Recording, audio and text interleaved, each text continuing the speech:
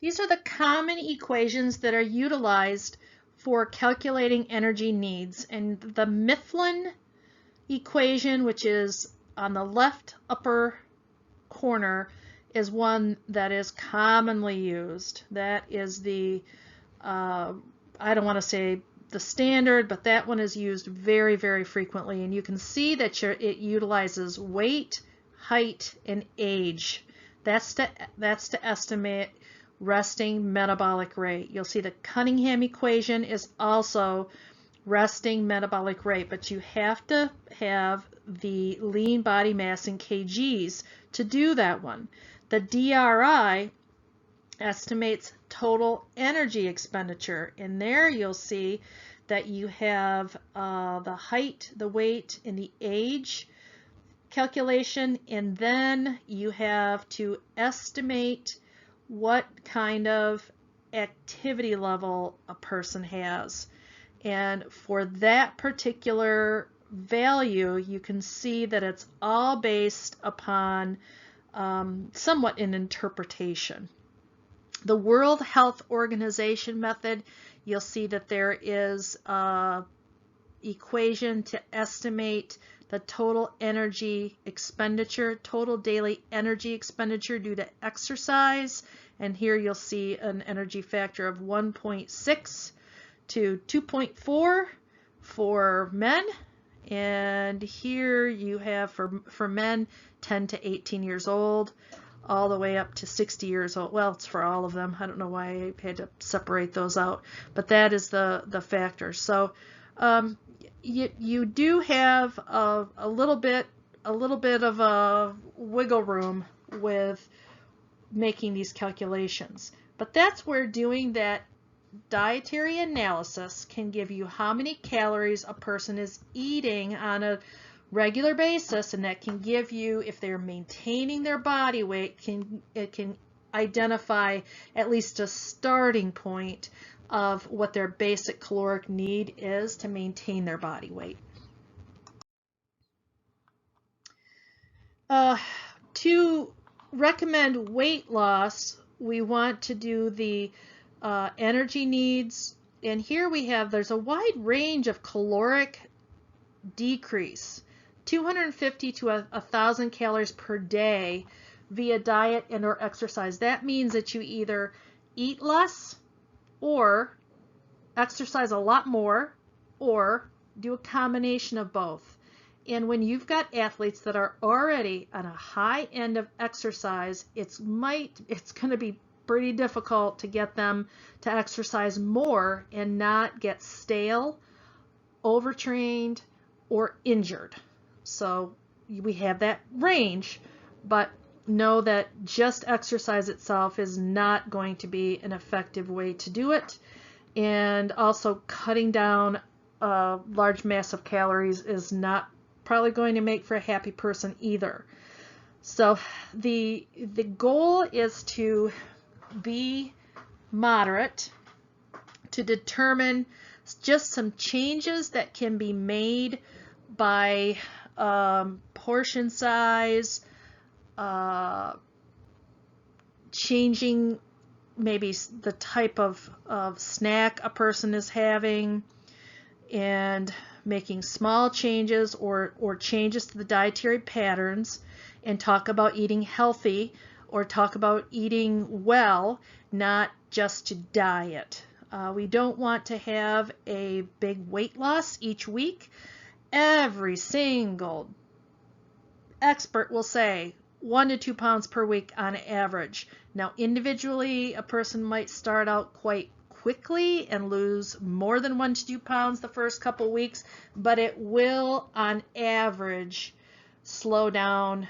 And a large loss initially is often fluid loss, but when you look at it over time, average of 1 to 2 pounds per week. And you're going to want to maintain and see what their performance is, because we do not want to sacrifice performance for those changes. So here your authors give you some really nice tips that could be used for anyone.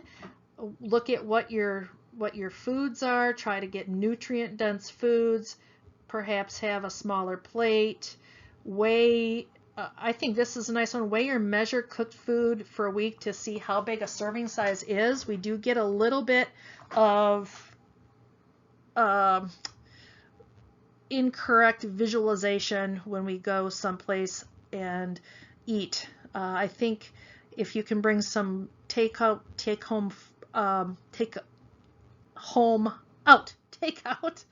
home with you, that's a good thing. So these are some nice tips. If a person can increase their exercise activity, and that might mean by just moving more, not necessarily training. It could be to walk more around campus. It could be take a couple flights of steps when you normally take the elevator. You're setting some goals that are actionable, not outcome goals. I always discourage, my goal is to lose a pound this week. Well, that's not a process goal. You want to identify, my goal is to eat fruit instead of, or have an apple every day instead of the granola bar that I've been eating for my 3 o'clock snack. So it's an actionable goal.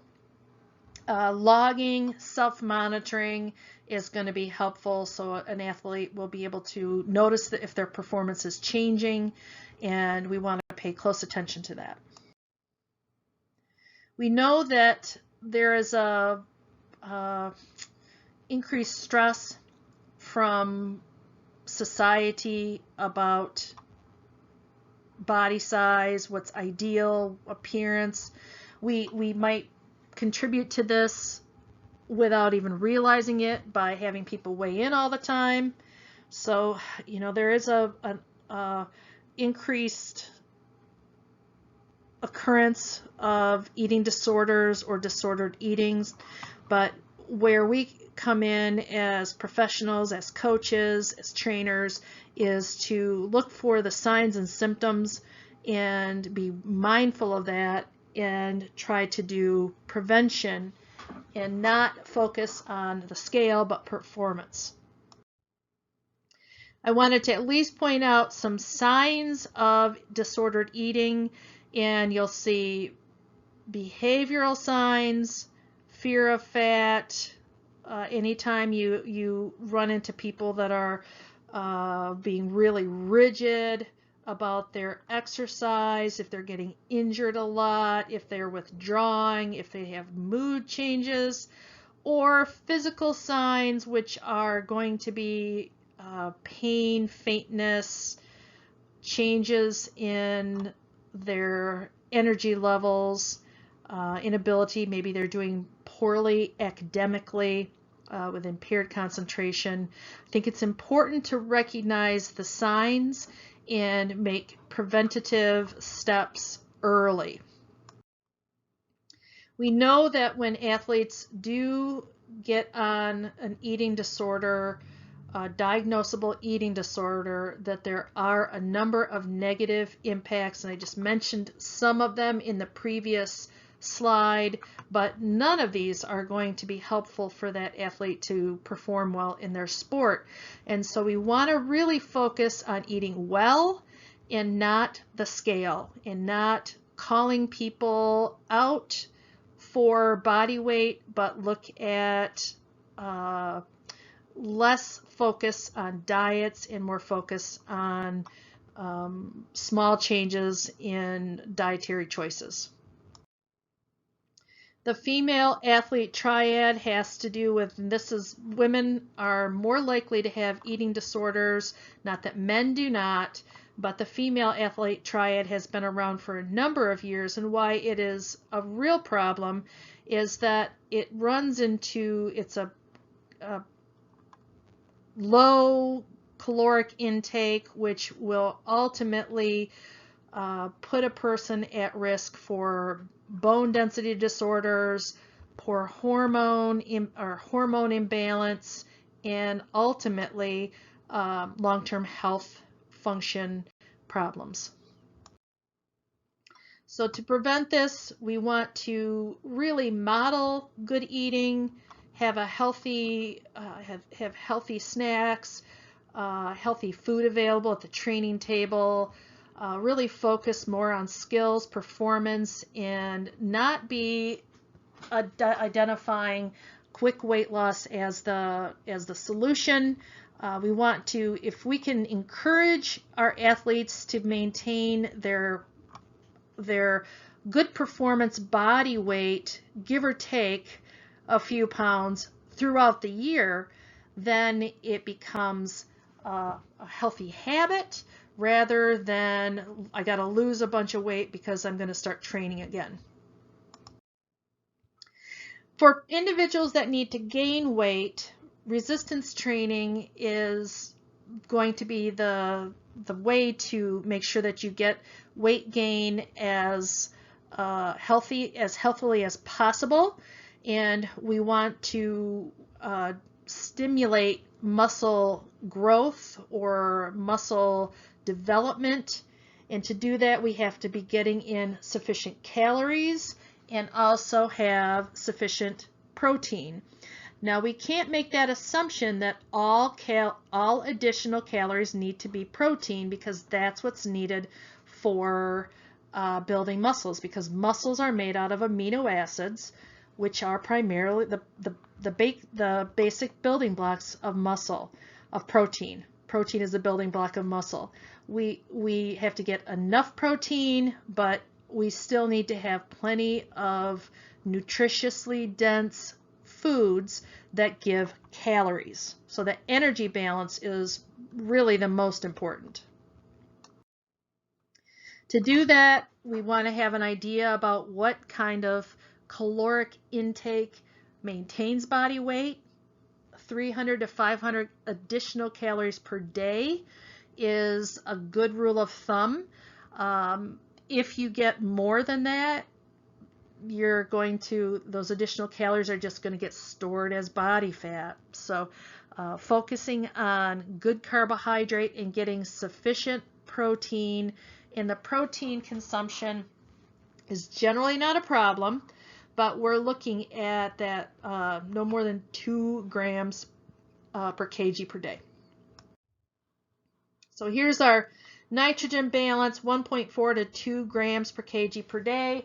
If we take more than that, it's not going to benefit us, and it's expensive. They're expensive calories. So don't educating your athletes to understand to eat good carbohydrates, the sufficient protein, and try to get good dense calories for their additional calories. That would be great.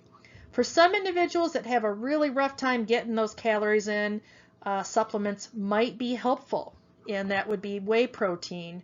That might be helpful if a protein shake is going to help them to get those extra calories, and it's in their budget, then it is certainly a possibility, but it does not have to be.